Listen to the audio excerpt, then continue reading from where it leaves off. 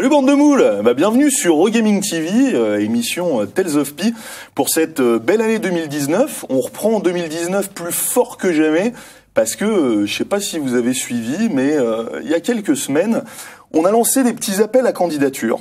On s'est dit qu'on avait envie de grossir un petit peu le crew, et puis surtout, vous êtes tellement fidèles, tellement sympas, tellement bienveillants, et puis là c'est le moment vraiment où j'y mets de la force, que il y avait pas de raison qu'on donne pas des chances à certains de venir autour de la table pour rejoindre la team des pandas, des zoots, des maris, etc. Du coup, ce soir c'est une émission un peu particulière puisque il y a 4 nouveaux qui s'intègrent autour de notre table. Mais avant de vous les présenter, on va partir sur un petit trailer si vous l'avez pas vu.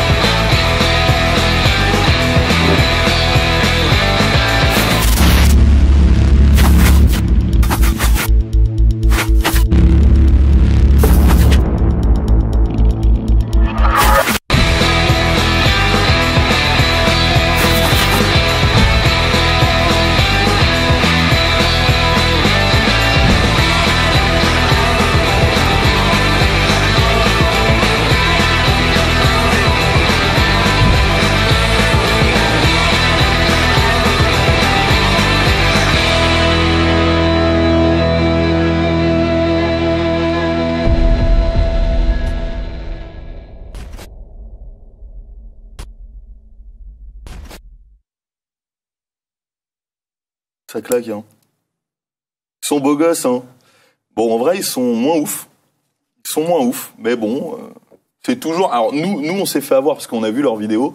On s'est dit, waouh, ils sont tous incroyables. Je vous cache pas qu'en les voyant en vrai, on redescend. Mais bon, on a pris ce qu'il y avait. A priori, là maintenant, on n'a pas le choix. On s'est un peu engagé. Voilà. Donc, on va commencer les présentations. D'abord, de eux, en tant que personne, en tant qu'humain. On les voit. Ils sont tous stressés, c'est trop mignon. Non. Ils sont trop choux. Là, on est sur le moment malaise. Voilà, donc ils vont se présenter déjà en tant qu'humains parce qu'ils sont tous beaux à l'intérieur, n'est-ce pas? Et puis à l'extérieur aussi quand même. Alors, on a qui sur la gauche? Bonjour, alors, présente-toi. Salut Pi, donc on a Hugo. Donc Ouais. je suis rôliste depuis maintenant quelques années et je suis hyper content de rejoindre le crew. Ah oui. On a Piwi. Tout à fait, Spiwi, bonjour, je suis streamer, animateur et host et je suis rôliste depuis à peu près 4 ans et je suis plutôt maître du jeu d'habitude, donc là c'est de l'autre côté et pareil, je suis très content d'être là, très excité. Et j'ai un peu peur. Mais c'est bien cool, tu streames quoi mon garçon? Un petit peu de tout, plutôt du 1D, j'ai commencé sur Overwatch mais globalement ce qui va et ce qui vient. Et tu m'as dit, petite parenthèse, que c'est quand même intéressant. T'as dit que t'avais streamé Call of Cthulhu. Tout à fait, il est terrible, ne l'achetez absolument pas, surtout qu'il coûte Oh non, 45 mais €. C'est une horreur. Non. Non, arrête, en vrai, tu m'as dit qu'il y avait du positif. Il avait du positif, mais il faut pas aller à la fin. Faut s'arrêter en plein milieu comme toi, pour le coup, il me semble, parce que tu m'avais dit, et juste dire, non, je ne verrai pas les fins parce que c'est trop nul. Voilà, donc à défaut de te spoiler toi, le mec spoil la terre entière, parce que oui, il y a la terre entière qui nous regarde ce soir. Voilà, juste pour vous dire, no pressure. Ok, on a Joe. Alors salut, moi c'est Joe, je suis là pour jouer, tout simplement. Ah ouais. Je veux jouer et je suis pas d'accord avec lui, Call of Cthulhu, c'est très bien. Voilà. C'est bien, t'es là pour jouer, voilà, ça tombe bien, c'est ce qu'on va essayer de faire.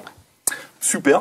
Et on a Ben. Ouais, Benoît. Alors pour le coup, le JDR, c'est une sale histoire chez nous parce que j'existe grâce au JDR. Mes parents se sont rencontrés parce que mon père jouait avec les frères de ma mère. Et du coup, ça fait 17 ans que j'ai joué pour la première fois. Et ça fait 10 ans que je me jette. Donc, Puis j'avais découvert Donjons et Jambon il y a quelques années et puis avec mon frère on avait kiffé ça et ça fait plaisir de jouer avec toi ce soir. Donc j'ai grave la pression. Ouais, j'ai grave la pression parce que je me jette depuis 10 ans, bam, le mec pose. Alors pour info, ce qui est génial, c'est que dans sa vidéo, il avait parlé un peu de ça. Alors au début, je mate la vidéo, il fait j'existe grâce au JDR et dans ma tête, je me fais oh putain, le mec il a eu une maladie grave là, on est en mode là je commençais à être en maladie. Non mais vraiment, tu l'as tourné d'une manière genre avec un visage hyper grave, j'ai fait OK, bon lui on va pas avoir d'autre choix que de le prendre. Ça va être compliqué. Et en fait, du coup, c'est une super belle histoire. Et puis, t'as fini la vidéo en nous montrant tes bourses. C'est ça. Voilà. Bourse de dés. Ouais. C'est mieux. Quelle bonne ambiance. Bon, c'est cool de vous avoir autour de la table, les gars. Ça met un vent de fraîcheur. Et puis, je pense que vous allez être grave stylé dans ce scénar. Alors, du coup, on va passer à la présentation de vos personnages. Alors, juste avant, je contextualise un tout petit peu. Dans quoi on va jouer. Donc ce soir, on est dans un Tales of Pi horreur.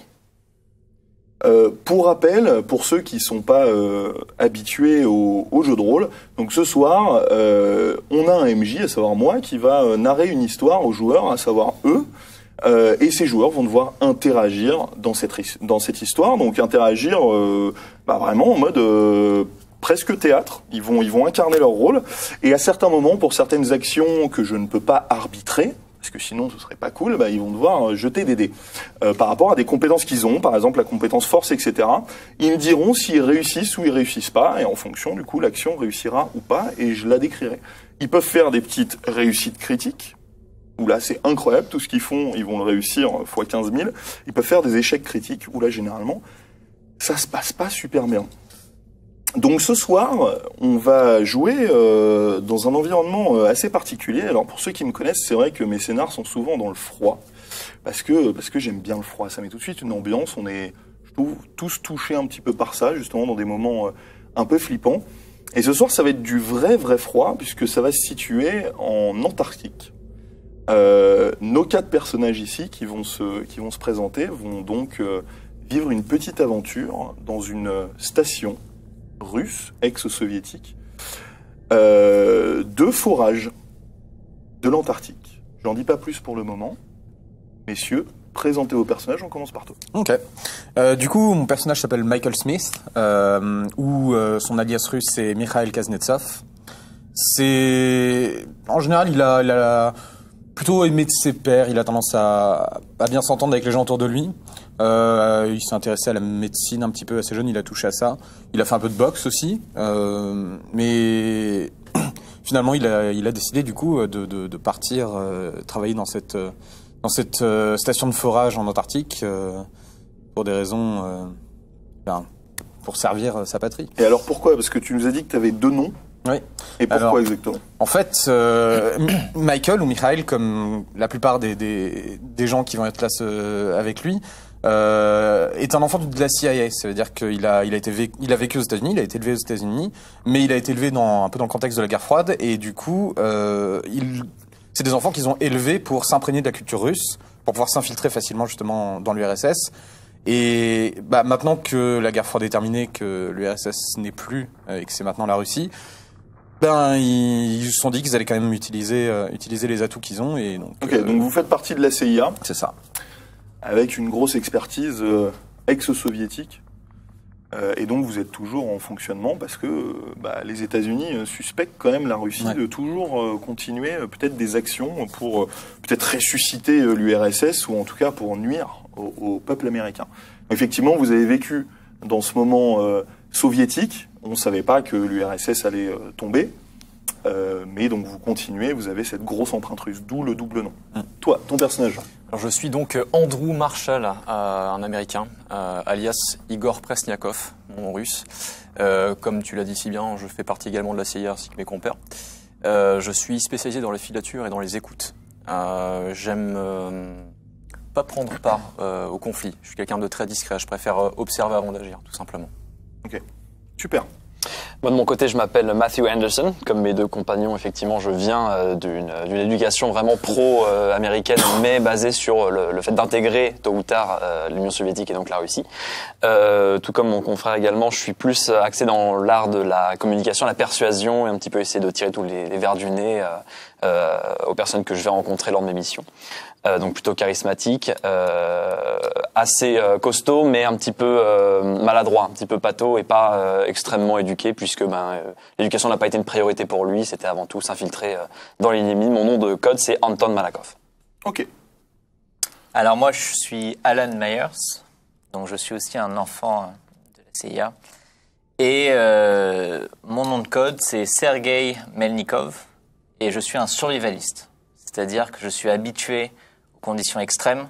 Et je vais essayer de faire en sorte que moi et mes camarades, on puisse s'en sortir indemne, parce qu'on va quand même dans un endroit plutôt froid. Je suis vraiment là pour faire mon travail et ensuite essayer de briser un petit peu toute cette histoire où j'ai été un peu embrigadé depuis ma naissance et pour pouvoir rentrer ensuite chez moi et essayer de fonder une famille. Ok. Merci, messieurs.